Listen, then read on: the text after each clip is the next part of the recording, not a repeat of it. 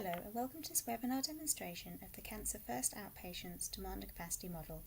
This model is intended for use in trusts providing a first new outpatient service to patients referred urgently for suspected cancer on the 2-week wait rule. My colleague Anil will be going through the model tab by tab to show you how it works. I'll then be summarising with top tips to help you use the model in your own workplace. A good starting point is, what question is it I want to ask by using this model? If you have that clear in your own head, it can really help as you go through. It's also worth noting that if you're not very confident using Excel, it might be worth having someone with you who is confident, as that will be a real advantage as you're using the tool. Before you start, I can't encourage you enough to thoroughly read the 2-week wait demand and capacity model user guide. This is full of really useful information and is a good port of call if you have any initial questions or if things aren't completely clear. There are 2 versions of the ISD model that you can download. There's the example populated model, which is what we'll be using in this webinar, and has example data so that you can see how it works. And there's also a blank model, which is the one you should use if you're going to be using it in your own trust with your own data. The first tab is the Welcome tab.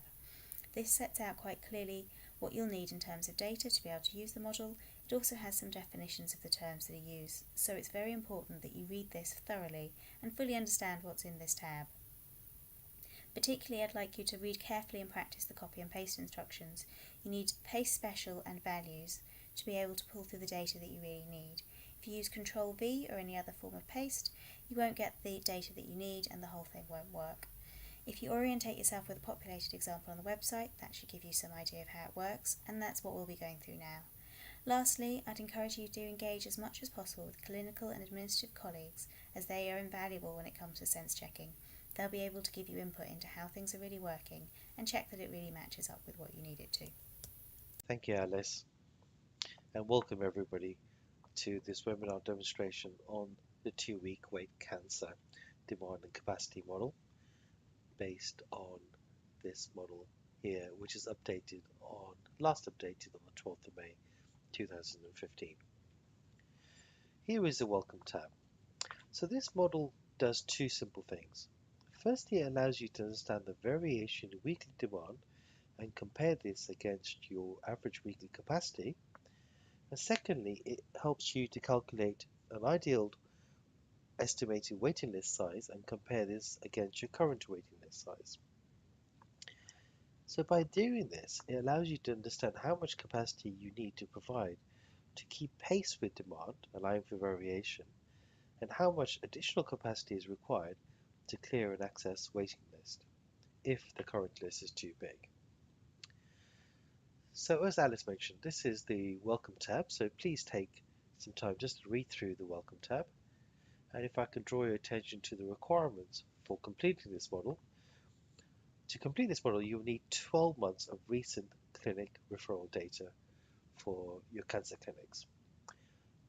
You'll need details of available slots to see new patients, both as core and ad hoc. This can be found through your clinic templates, for example, or your PAS systems. An understanding of how many of your patients DNA'd their first appointment. Data for the most recent 1 to 3 months of attendance of cancer clinics. An understanding of how many of your patients are referred using Choose and Book, through Choose and Book or an e-referral system, and by paper referral. And finally, an understanding of how many of your patients' appointments are rearranged. So let me first of all show you the Data tab. This is where you would enter your 52 weeks of historic demand data. And the first tip on any of these tabs is to just navigate up and down the tab just to familiarize yourself with the contents of what's on the tabs. There's often a lot of information on these tabs and of course quite lower down the tabs as well. So a good tip just to do that. And like with any spreadsheet, you can maneuver these tabs around to suit your position. I like to always have the SPC tab next to Data tab, so I can sense check the data. So these can be maneuvered to suit your position too. So starting with the Data tab here, you would enter which trust you're doing the modeling for using the drop-down function and what clinic the this cancer based on tumor sites relates to. So you've got a choice of tumor sites, and you can then select which clinic this modeling represents. This table here is where you enter your 52 weeks of referral data, week 1 being the most furthest away, and week 52 being the most recent. You want to ensure that that 52 weeks of data is not too far back in time, and it represents a very close proximity of your demand you're going to be taking forward into the future. This column you would use to populate how many referrals each week were referred by Choose a Book or by an e-referral system, and this by paper or by fax. These comments box pop up every time you enter the cell, and these can be moved away but give you a nice illustration of what needs to go into the cells. As you enter information into these cells, this column here auto-populates, giving you total referrals received. Above that provides you what your average referrals per week is based on the information calculated on the table, the data entered in the table here. Going across onto this side here, you can enter what your current PTL size is, and this can be set using the slider bar function.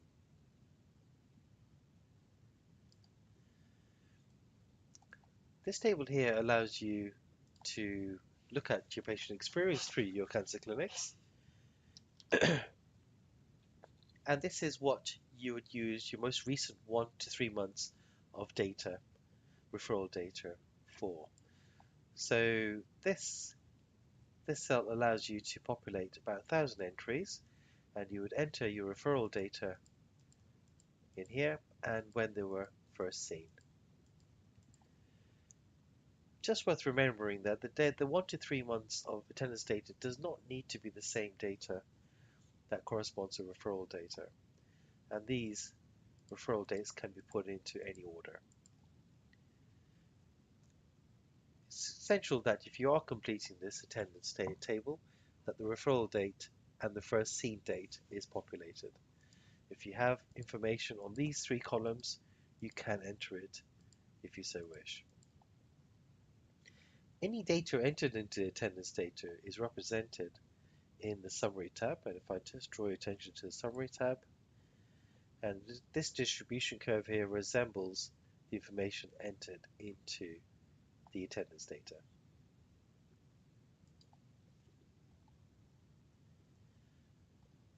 So that is a walkthrough of the Data tab. I'll hand you over back to Alice, who will summarize the key points. Thank you, Anil. And now to quickly recap. You need 52 weeks of referral data to use the model. It's important that this data is data that you're quite confident in, and ideally would be quite recent. You enter the furthest back in week 1 and the most recent in week 52. So effectively, when you're scanning from top to bottom, it'll be in chronological order. You can use the attendance section for reviewing patient experience for clinical attendance. This table allows you to enter up to 1,000 records or approximately 3 months of data. It's really important that you sense check the data in this tab with the whole team. Does it look accurate? Is this a good representation of your service? Is it familiar? Does everybody feel like they understand what's going on? And if that's true, it's time to move on to the next tab, and I'll hand you back over to Anil. This is the SPC tab on the model.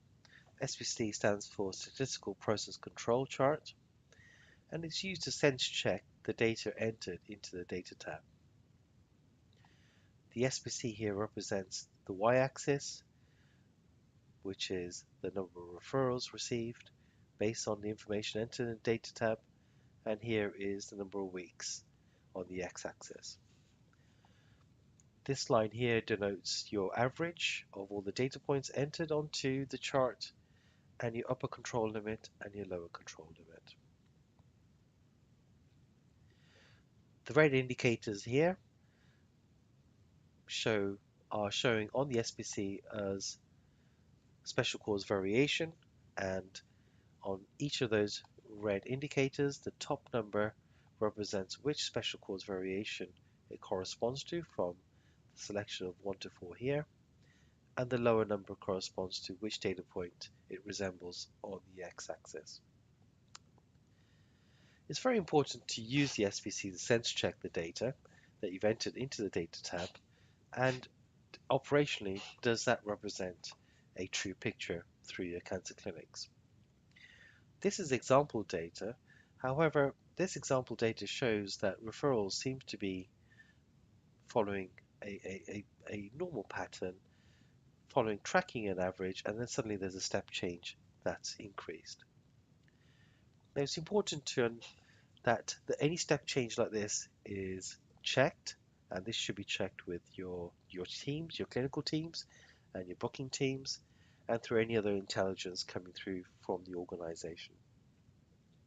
Perhaps this could be a one-off event where a screening program has come online, or perhaps there is a temporary clinic or a referring consultant that's been set up. So go back and check that any step change such as this that you do see, and to make sure that if the step change is going to continue into the future, or if it is just a temporary increase.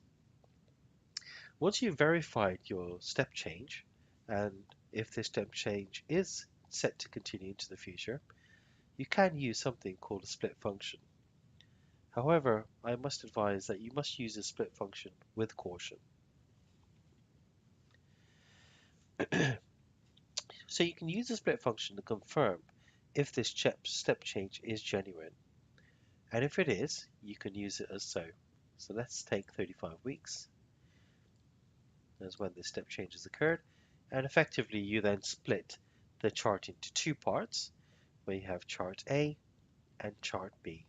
We'll denote this as part A or part B. If the split function is used, the main data split is split into these two parts as shown. What will happen is that the required capacity on the 75th and 85th percentile on the demand, an additional multiplier will be added to the data after the split point. This additional multiplier is based on the data point in B multiplied by an additional modifier which is based on the ratio of the average mean, or the average of the data set in B and the original data set. So let me show you. If I flick over to the summary tab, and the 75th and 85th percentiles is where an additional multiplier is added because of using the split function. So the practical effect of the modifier is it will amplify the effect of the change in the percentile values caused by the split, whether this is positive or negative. Let me set this back to no split.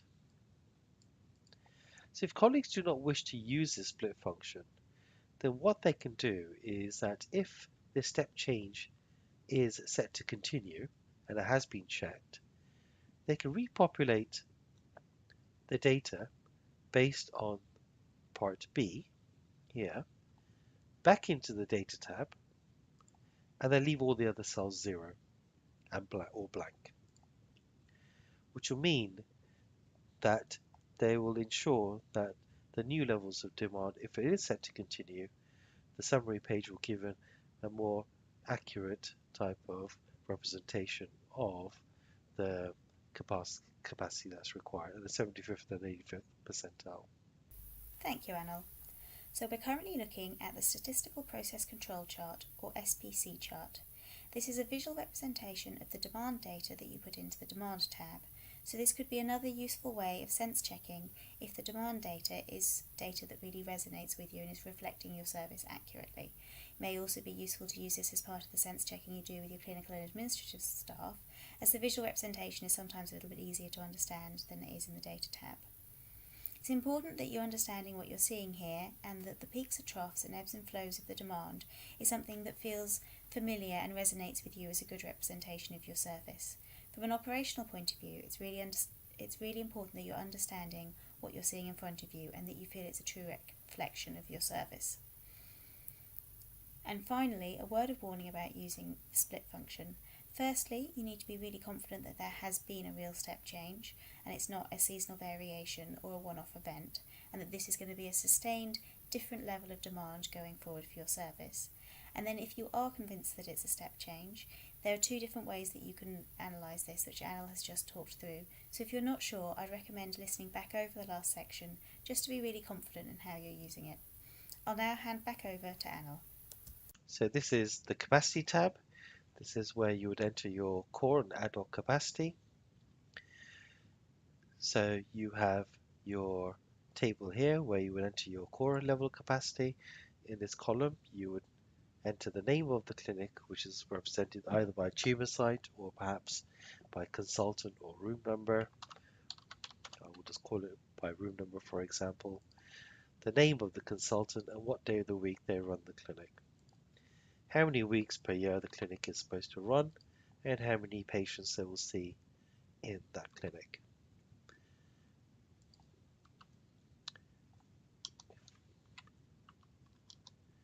By doing so, it auto-populates the total new appointments in the whole year and provides you with what the average number of patients through that clinic is per week. The average is also given at this point here based on the numbers in this column, and your average core slots per week is pulled through using the slider function. So make sure that's pulled to the hard right and ensure that number corresponds to this number here. Going forward, you may also have some plans for holding some additional clinics per week, perhaps through using SHOs or registrars. And if this is the case, you would enter the information into the columns similarly to the table on the left-hand side.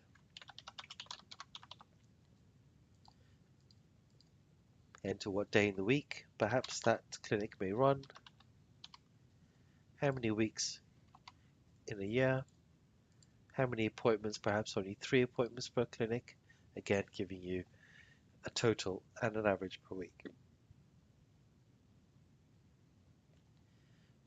Again, information populated into this table, it's important that it's pulled through using the slider bar function, and the slide bar providing you with the average ad hoc slots per week should be pulled to the hard right to ensure information here is pulled through. Just going further down the tab, here are two sets of tables called historical data. And effectively, you can use the information on these tables to answer a slightly different type of question. If I wanted to see if I had enough capacity based on what I did last year, would I have enough capacity? And so if I wanted to understand if I did have enough capacity, I would enter activity I've done in those previous weeks based on the weeks entered into demand data here. So the data here is pulled through from the data tab, and I would here enter that, for example, I've done 15, and here I've done 5, week 3 I've done 6, and so on. This is for any ad hoc slots, so you'd enter similarly any ad hoc numbers of activities that were performed in those weeks. So if you want to use data in those two tables here as understanding of did I have enough capacity in the previous year, you need to ensure this switch is flicked over to historical data, which will pull through the data in those lower tables. When you flick them over, you can see the numbers in these slide bars change. So always ensure that this switch is pulling information from the right tables. So for capacity, is these tables here, historical data, the lower tables. Thanks, Anil. And here's a quick summary of the Capacity tab. So this tab looks at Cancer First outpatient appointments that are available in terms of the capacity that you have to offer. It's important that you differentiate from your core planned clinics and your ad hoc clinics. Always ensure that the slides are pulled to the hard right to bring through the data entered in the previous tables. If you have any of the midpoints, the data that you're showing will override the data that's been calculated by the model, so it will be a different result to what you've been from the data that you've been putting in. The model should be reviewed if staff changes result in additional or loss of capacity. So if you have a sustained difference in the amount of capacity that you're going to have going forward compared to the amount that you've had in the past, it's really important that this is recorded here so that it's representative of the capacity you expect to have for the year going forward. I'll now hand you back to Anil, who'll talk through the Parameters tab. So this is the Parameters tab on the model. The Parameters tab is essentially the controls for the model, or I call it the engine for the model. Here, the first tab pulls through what your average 2-week referrals per week are, ensuring that's pulled through the hard right, and that's based on information entered to the data tab. Any appointments where choice were not given can be set as a percentage using that slide bar function. Any rearranged appointments can be set using this slide bar as a percentage. The average 2-week referrals per day is pulled through automatically. Those appointments represented through any choose and book or e-referrals based on the data entered into the demand data here is pulled through as a percentage, ensuring that's pulled to the hard right. Your DNA rate is set as a percentage using that slide bar function. Coming across to these 3 slide bars on the right hand side, you can set when you would like your appointments to commence, which day you would like your appointments to commence using that slide bar function, and what your target waiting time is in the clinics using that slide bar function. And finally, any DNAs discharged as a percentage can be set using this slide bar function here. So that's the Parameters tab. I'll hand you over to Alice, who will summarize the key points on the Parameters tab. Thanks, Anil. As Anil said, this is the Parameters tab, which is like the engine room of the entire model. It's important at this stage that you have a clear idea of which data you need to enter manually and which data is being pulled through. So the data that's manually entered is the DNA rate for the service, whether this is the rate expected to continue for the forthcoming year, and also the percentage of DNAs that are removed from the waiting list, those DNAs that do not require additional capacity in terms of a second appointment. You also need to determine the target waiting times for your modality, not what's already being delivered. So these need to be entered using the sliders as absolute values that you're getting from some other source in your service. The other sliders need to be to the hard right if you want them to pull through the data from other parts of the model. This is a really important time to sense check again, so look at all of the figures, check they really make sense and that they resonate in terms of how your service works. If there's anything that you're looking at and you're thinking doesn't feel quite right, this is a good time to stop and really understand and investigate why that is. I'll now hand you back to Anil. So this is the Graphs tab, and here on the Graphs tab you have 2 charts. Firstly, this is a distribution curve based on the information entered into demand data. This bell curve provides you with what your variation looks like in your demand data. Here is the average, and here's what your 85th percentile is.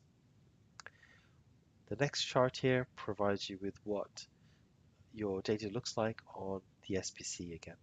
So this is the Summary tab. And let me walk you through the Summary tab here. So this histogram represents the 1 to 3 months of attendance data that was entered into the Data tab. This is to provide some patient experience through the clinic, and here is some statistics for the patient experience. The table here provides you with what your average 2-week referrals were received based on the information entered into the Data tab. This is broken in weeks, and this is representative of how many per average were by paper, by fax, or by choose and book, or any other type of e-referral system. The indicator for your average DNAs of those which are reappointed or discharged, and how many average rearranged slots there were. The next table provides you what your current capacity is, so what your average core capacity is per week, if you entered any information on the ad hoc capacity table, what those are per week, and what your average total capacity is per week. This next table provides you what your required capacity is. It gives you an approximate range per week. This also gives you based on referrals received and DNAs reappointed. And here is your 75th and 85th percentile. This model here represents 75th and 85th percentile. In previous models, we've represented 65th percentile. The reason for this is that for the cancer model, or for cancer clinics, there needs to be sufficient headroom that needs to be provided to see all the referrals in this shorter waiting time period. You have another SBC representation here. And going down further is a distribution curve, a sustainable waiting list. This graph here shows how patients will be reappointed over the course of the appointment period selected in the parameters tab, and this is summarized in this table section here. And the final table here provides you with what your ideal waiting list size should be and compares that to what your current waiting list size is. If this is bigger, if your current waiting list size is bigger, it will then be able to provide you with what your approximate required reduction should be based on having sufficient capacity in your clinics. And that's the summary tab. I'll hand you back over to Alice, who will summarize the key points. Thank you, Anil. And here's a quick summary of the summary and graphs tabs. So the information you should be able to see here is your expected average demand per week, your expected average capacity per week, the required average capacity per week to meet the average demand, the required capacity to cope with the variability in demand, and also whether the current backlog can be cleared with the current capacity and how long this will take if you have an excessive waiting list. There's a lot of information in these two tabs, and a lot of it is in quite visual formats, so it can be a useful place to show people what's going on as an output from your modelling. It's a very useful place to get some sense checking from your clinical and administrative staff, but it can also be a useful output in terms of having conversations with managers and commissioners about the outputs from your demand and capacity modelling. However, it is very important that you understand what it is you're looking at and that you do sense check thoroughly. So again, is what you're seeing feel like a good representation of your service? Are you understanding what you're seeing? And is it all making sense? I'll now hand you back to Anil. This is the final tab on the model, and this provides you with the math of how the waiting list size is calculated. And for those of you who attended the theory course training sessions, this is a mathematical representation of the party hats game. So here we are putting through the information set on the parameters tab. Here is the maths behind the calculation, and at the end here is the maximum waiting list size given to deliver against the waiting times defined in the parameters tab. So that's the calculations tab and the final tab of the model. Thanks, Anil.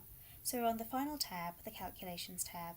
Just to quickly summarise, this is showing you the estimated maximum waiting list size based on the target waiting times previously entered in the parameters tab and the average number of requests received per week. If you've been to any of our face-to-face trainings, we play a game called the Party Hat game, which demonstrates this in real life. This is effectively a tabular version of that game. And finally, here are our top tips. Always start with a new blank model template. The templates are updated periodically, so it's important that you have the most up-to-date version, but also it's incredibly easy to leave a little bit of data in there from a previous use, which could throw the whole thing out. So always start with a completely blank new template. Really important that you sense check the whole way through the tool.